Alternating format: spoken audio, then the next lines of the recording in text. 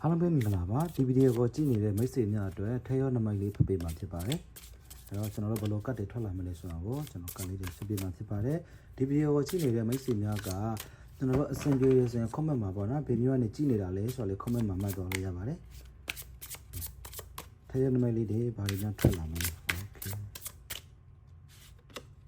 1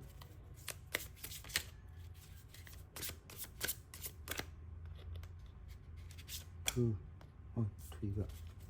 okay 3 got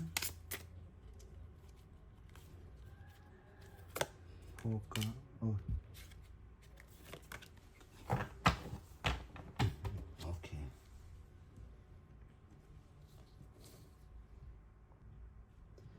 okay အဲ့တော့ခက်လေးငါကတော့ထွက်လာပြီပေါ့နော်ထွက်လာပြီဆိုတော့လေပေါ့နော်ဒီပထမတကက်ကကျွန်တော်တို့မနေ့ကမှဟိုတနေ့ကပေါ့နော်ဟိုတနေ့ကထဲရောနမိတ်မှာလေးပါတယ်အခုလေးပါတယ်ဆိုတော့လေမြင်ရတာကဘာလဲဆိုတော့ဒီဗီဒီယိုကိုကြည့်နေတဲ့လူတွေမိတ်ဆွေများကပေါ့နော်ဒီဗီဒီယိုကိုကြည့်နေတဲ့မိတ်ဆွေများကကိုပေါ့နော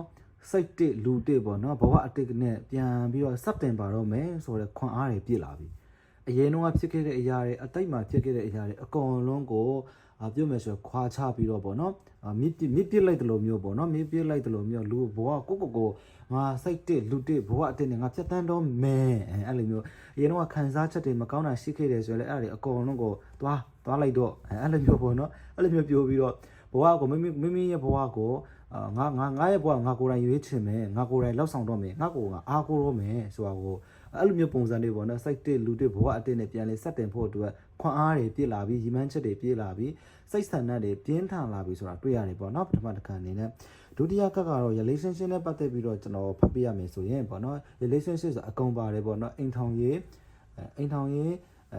းပေါ့နော်ပြီးတော့အချစ်သူတက်တန်းပေါ့နော်ဒါမှမဟုတ်အလောက်ကိုင်းနဲ့ပတ်သက်ပြီးတော့ပဲဖြစ်ဖြစ် partnership ပေါ့နော်okay အဲ့တော့ relationship အခြေအနေနဲ့ပတ်သက်ပြီးတော့ကျွန်တော်ဟုတ်ပြရမယ်ဆိုရင်ဒီကာလမှာကိုချစ်နေတဲ့သူပေါ့နော်ကိုကြိုက်နေတဲ့သူတယောက်ကပေါ့နော်ကိုလာပြီးတော့ဖွင့်ပြောတာလေးတွေတွေ့ရလိမ့်မယ်ခံစားရလိမ့်မယ်လာပြီးတော့မင်းကိုချစ်ပါတယ်ဆိုပြီးတော့ပေါ့နော်ဖွင့်ပြောတာမျိုးတော့ဒါမှမဟုတ်ကိုရဲ့ crush ကိုပေါ့နော်ကိုကြိုက်နေတဲ့ကောင်မလေးကိုသွားပြီးတော့ငါနဲ့ကိုကြိုက်နေတယ်ဆိုပြီးတော့အဲ့လိုအပြင်မှာချိန်တွေးပြီးတော့ပေါ့နော်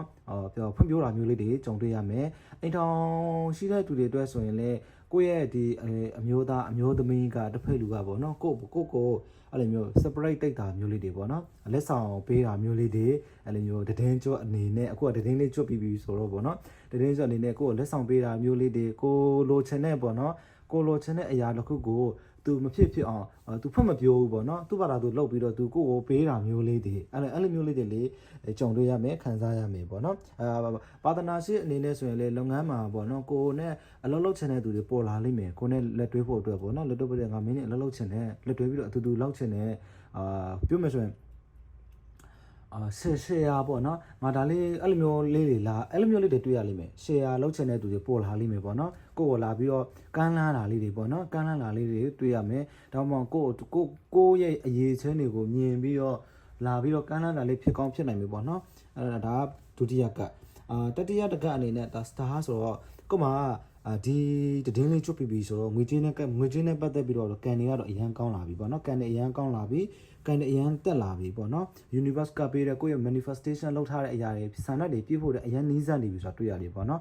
်ကိုကဒီကာလမှာ manifestation လုပ်ထားတာပဲဖြစ်ဖြစ်အဋိဌာန်တစ်ခုပေါ့နော်အဋိဌာန်တစ်ခုဝင်ထားတယ်ကိုယ့်ရဲ့ dimension တစ်ခုအတွက်အဋိဌာန်တစ်ခုဝင်ထားတယ်ဆိုရင်လေအဋိဌာန်ကအောင်မြင်တော့မယ်ဆိုတာတွေ့ရတယ် star တွေပေါ့နော်တွေ့ရပါတယ်ပြီးတော့လေဒီကာလမှာကိုကပေါ့နော်ကိုမတော့လှုပ်ရှင်ကန်ရှင်စိတ်တွေအများများပြီးတော့လေရွေးရှည်စရာနည်းနည်းလေးခက်လေးတွေ့လိမ့်မယ်အဲ့လိုမျိုးရွေးတာများပြီးတော့လေမလှုပ်ဖြစ်တာလေးတွေလေမလှုပ်ဖြစ်တာမျိုးပေါ့နော်အဲ့လိုမျိုးတော့မလုပ်ပါနဲ့ခဏနေဟိုဒီတင်တန်းတက်ချင်တာနဲ့ခဏနေဟိုတင်တန်းပြေးပြီးတော့တက်ချင်တာနဲ့ခဏနေဒီ online ကနေငါ join လိုက်ပါအောင်မယ်ငါအပြင်မှာသွား join လိုက်ပါအောင်မယ်ငါဒီပညာရေးကိုငါလေ့လာလိုက်အောင်မယ်မဟုတ်တာငါဒါလေးလောက်ချင်လိုက်တာငါဟိုလေးလောက်ချင်လိုက်တာငါဒီလေးလောက်ချင်လိုက်တာဆိုပြီးတော့အဲ့လိုမျိုးစိတ်ဆန္ဒတွေအများများနေတာကိုလေးတွေ့ရတယ်ဘာလို့ဆိုကို့မှာကစိတ်တစ်လူတစ်ဘဝအတစ်ဆိုတော့ပေါ့နော်လောက်ရမယ့်အရာတွေအများကြီးရှိနေတော့ဟိုဟာလေးရွေးတယ်ဒါလေးရွေးတယ်ဟိုဟာလေးရွေးတယ်တင်တန်းနေဆိုရင်လေဟိုဟာလေးတက်ချင်တယ်ဒီဟာလေးတက်ချင်တယ်အဲ့လိုမျိုးရွေးချင်ရင်းနေပေါ့နော်မလုပ်ဖြစ်တာလေးတွေတော့တွေ့ရတယ်ပေါ့နော်အဲ့လိုမျိုးလေးတော့မလုပ်ပါနဲ့တခုကိုပဲအရင်ရွေးချယ်ပလန်ချပေါ့နော်ဒီလက်မှာတော့ငါကတော့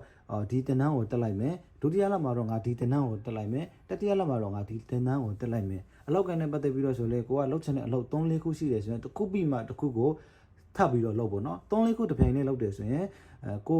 ရီမန်းထားသလောက်ပေါ့နော်မအောင်မြင်နိုင်ဘူးနှေးမယ်တွားတဲ့ခီးမှာနှေးလိမ့်မယ်ဒါကြောင့်မလို့ပေါ့နော်ဒါကြောင့်မလို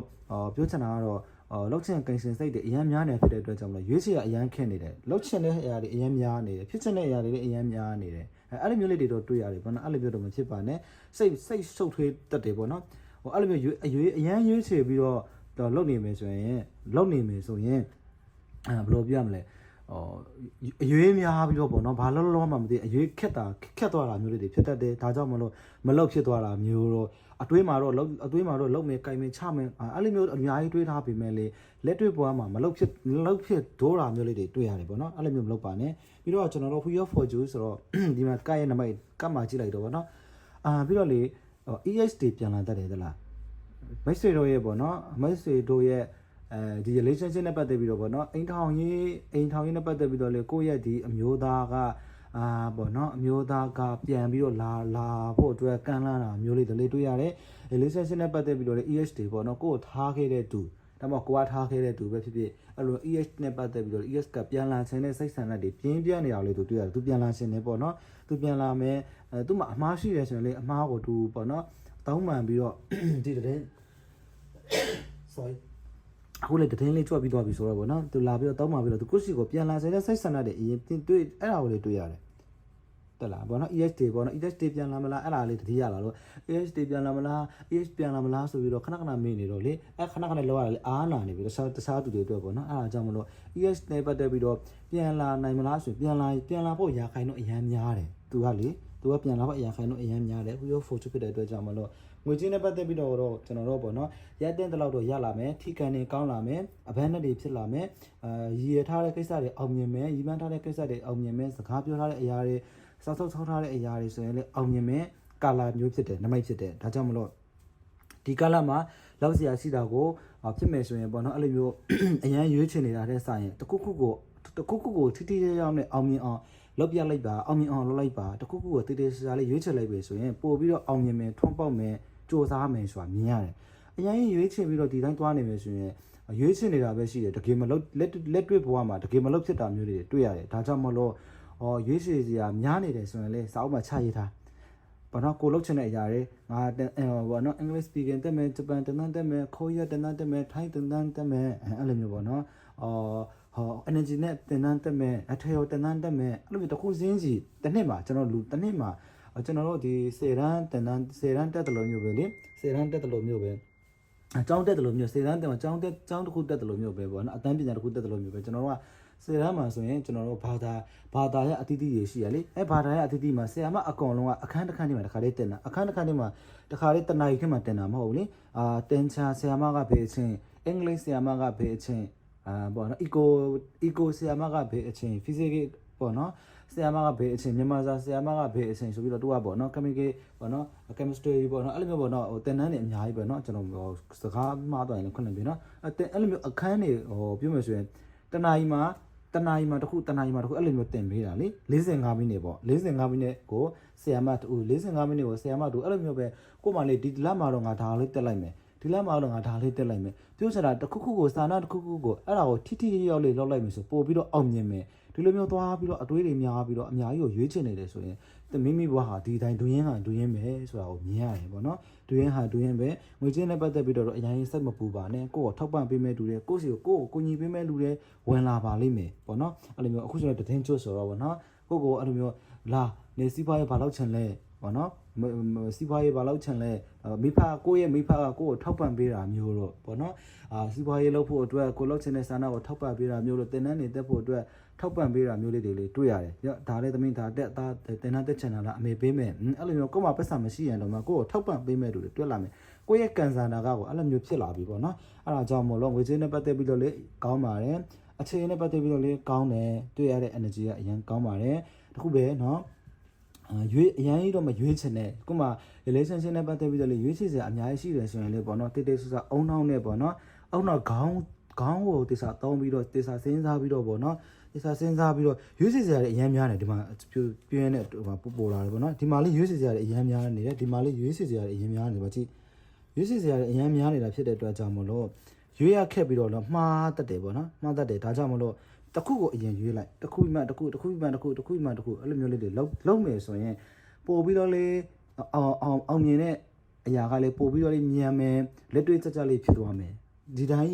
တွားပြီးတော့အများကြီးကိုရွေးချင်တယ်ဆိုရင်လက်တွေ့လေးမချပေးနဲ့ဒီတိုင်းရွေးနေနဲ့နှစ်ကကုန်းသွားလိမ့်မယ်နောက်နှစ်အရင်နှစ်လိုမျိုးပဲပေါ့နော်တစ်နှစ်ပြီးတစ်နှစ်ဒီလိုမျိုးတွေရွေးချယ်ပြီးတော့ဘာလုပ်မယ်တကယ်ဘဝမှာလက်တွေ့ကြကြမှာမလုပ်ပေးနဲ့တစ်ကနေစတာလေ